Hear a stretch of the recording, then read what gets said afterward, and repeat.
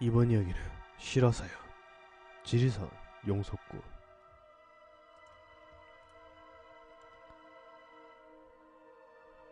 작년 여름방학 때였습니다.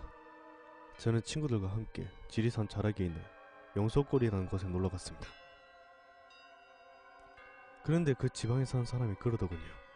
용석골의 유래는 9마리의 용이 승천하려 했으나 4마리의 용만 승천하였고 나머지 5마리는 승천을 실패해서 이무기가 되었다는 얘기를. 그 이무기가 살고 있는 곳은 지금 물웅덩이가 되었다고 들었습니다. 저는 그런 쪽에 관심이 많아서 학교 동아리도 다니고 있었습니다. 그래서 저는 그 용소를 찾아가 보았습니다. 사람들이 절대 가지 말라는 용소를 말입니다. 계곡을 따라 쭉 가다보니 하나의 물 웅덩이를 발견하게 되었습니다. 그런데 그 깊이가 가늠이 되지 않더군요. 물속이 엄청 파랬습니다. 가다가 그 지역 주민을 만나게 되었습니다. 그 지역 주민이 말하기를 다른 용소는 괜찮지만 3번째 용소만은 절대 가지 말라고. 가도 지금은 폐쇄되어 있다고 하더군요. 저는 궁금증이 더욱 거세져 3번째 용소를 가기로 했습니다. 마음을 단단히 먹고 그곳에 가보니 나머지 용소들하고는 비교가 되지 않을 만큼 깊이가 적어도 다른 용소들보다 3배가량은 더 깊어 보였습니다. 저는 거기서 이상하게도 음산한 기운을 느낄 수가 있었습니다.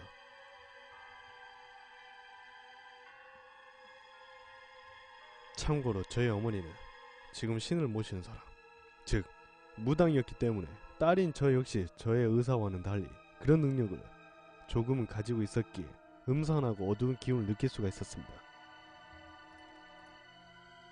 하지만 다른 때와는 비교도 할 수 없을 만큼의 기운에 제 몸은 이미 덜덜 떨리고 있었죠. 전 더 이상 그곳에 서 있을 수조차 없게 되어 숙소로 뛰어갔습니다. 돌아온 거리는 약 4km 정도 되는 것 같았는데 저는 한 40km를 뛰어온 것 같더군요.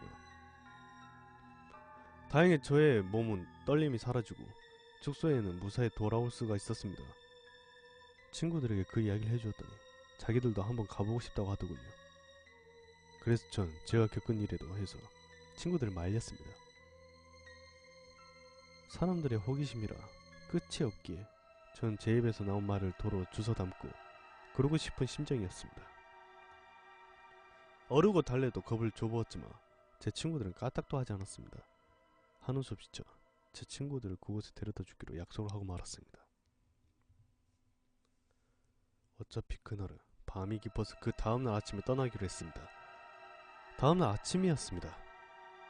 핸드폰이 요란스럽게 울리길래 받아보았더니 어머니였습니다.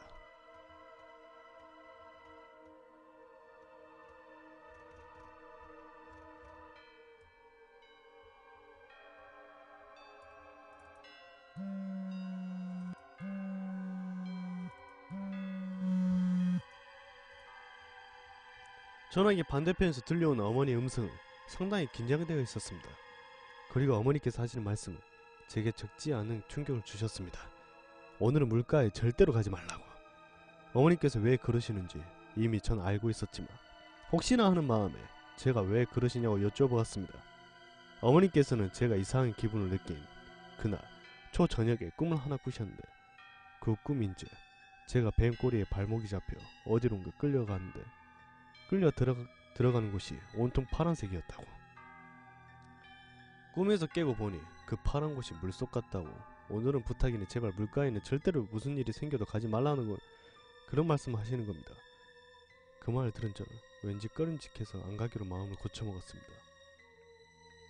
어릴 때부터 어머니께서 하지 말라고 하셨던 일을 했을 때는 정말 제게 커다란 위험을 가져다 주었던 걸 전 잘 알고 있었기에 하는 수 없이 친구들과 보내기로 했습니다. 그러나 친구들이 떠난 지 30분 정도 지났을까 저는 이상한 기분에 휩싸이게 되었습니다.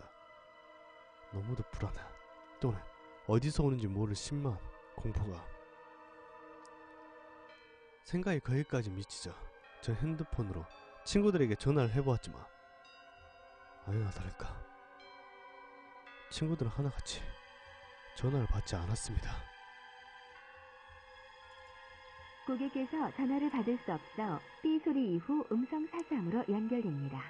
연결된 후에는 통화료가 부과됩니다. 그래서 저는 한음 수 없이 어머니께 전화를 걸어 자초지종을 말씀드리고 어떻게 해야 할지 몰라 어머니께 상의를 드렸습니다.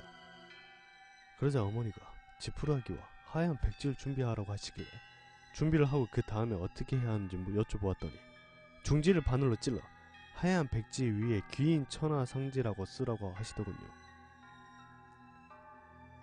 참고로 저는 한문을 하나도 모릅니다. 그런데 너무도 신기하게 그 순간 저는 누군가에게 이끌리듯 그 한문을 써내려갔습니다. 그리고 어머니께서는 저에게 이런 말씀을 하셨죠. 조금 전에 제가 쓴 한문이 적힌 종이는 제 친구들을 구할 수 있는 부적이 될 것이라네. 그리고 한숨을 쉬시면서 역시 무당에 따른 어미의 업보를 똑같이 다시 져야 한다는 말씀을 조심스레 흘리셨습니다. 그리고 조심하라는 당부를 하셨죠. 전 갑자기 생긴 이 어처구니 없는 상황을 판단조차 하지 못하고 대충 준비를 마치고 친구들을 찾아 나섰습니다. 한참을 가던 중 느낌이 이상해 산 위를 쳐다보았습니다. 그런데 친구 한 명이 마구 산 위로 도망가고 있더군요. 저는 그 친구를 붙잡고 왜 그러냐고 물어봤습니다. 친구는 여전히 정신을 못 차리며 다급한 목소리로 무언가 자신을 무섭게 쫓아오고 있다고 말하더군요. 싫다고 무섭다고 하는 그 친구를 데리고 그 세 번째 용소를 찾아갔습니다. 거기에 가보니 다른 친구들이 서로 빙 둘러앉아 무언가에게 홀린 듯 무엇을 중얼대고 있었습니다. 저는 그 광경에 넋을놓고 있다가 갑자기 어머니께서 하신 말씀이 생각나 정신을 차리고 준비해 그러게 가지고 가 지푸라기에 불을 붙여 친구들이 빙 둘러앉는 빈 공간에 놓았습니다. 그래서 친구들이 모두 순식간에 정신을 잃어버렸습니다. 조금 당황을 했지만 다시 아까 숙소에서 가져온 귀인 천하상지라고 쓰인 그 부적을 물에 던졌습니다. 그 부적이 가라앉음과 동시에 물 위로 무언가 떠오르는 것을 보았습니다. 저는 똑똑히 보았습니다. 물 위로 떠오른 것은 다름이 아닌 물속에서 퉁퉁 불어버린 사람, 시체였습니다. 저는 정신을 가다듬고 112에 신고를 하여 그 시체를 꺼냈습니다. 모든 일이 마무리되고 그제서야 정신을 차리자 그 마을 주민이 제게 말해주더군요. 3달 전에 물놀이를 나가던 애였는데 이렇게 돼 있을 줄은 몰랐다고. 아침에 나간 애가 돌아오지 않아 모두 그 아이가 가출을 한 줄 알았다고. 그 끔찍한 여름이 지나고 그러고 나서 전 많이 변해 있었습니다. 어머니께서 하는 일을 내심 좋지 않은 시선으로 바라보던 저였는데 전 지금 어머니를 스승으로 모시고 무당이 되기 위해 열심히 준비 중입니다. 일주일 후에는 신내림 군인이라는 것을 받고 전 독립하려 합니다. 이제 정말 무당의 길로 들어서는 것입니다. 위의 글들을 읽고 다른 님들은 절대 있을 수 없는 일이라고 말하시겠지만 제가 말씀드리고자 하는 것은 이 세상에서는 눈에 보이는 모든 것이 전부가 아니라는 것을 말씀해 드리고 싶습니다.